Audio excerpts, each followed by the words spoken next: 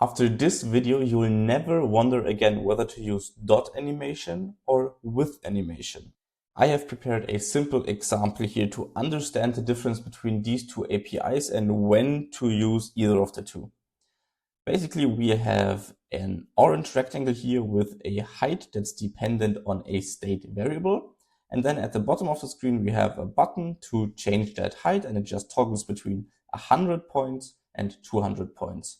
And as you can see, by just assigning the new value to the state, the rectangle does change size, but there is no animation. So now let's add a dot animation view modifier to our rectangle, and it's important to use the one that has the value parameter. As our animation type, we will choose bouncy because that's the newest one and I like how it looks. And as the value, we will pass the state that we want this animation to depend on.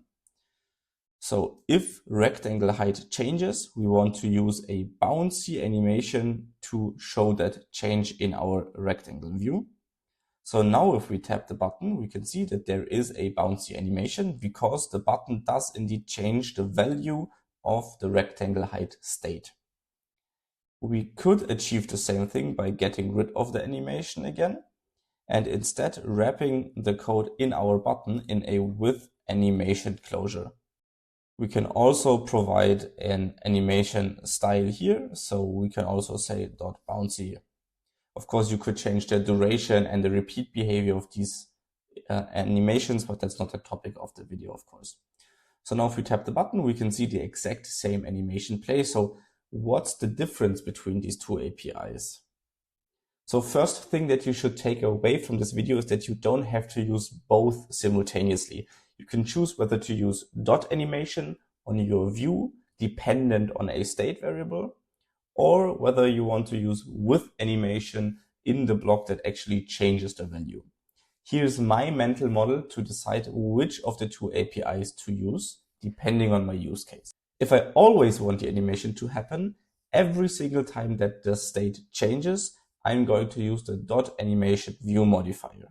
This makes sure that we have implicit animations on changes of this property. So for example, our rectangle height. Whenever this changes, no matter where the change comes from, our rectangle is going to animate. If I want an explicit animation, for example, something that only happens once in a view's lifecycle, I'm going to use the with animation closure. This gives me full control over when the animation plays. Please comment below the video if you have other suggestions or other things you're struggling with inside of SwiftUI, and subscribe for the next one.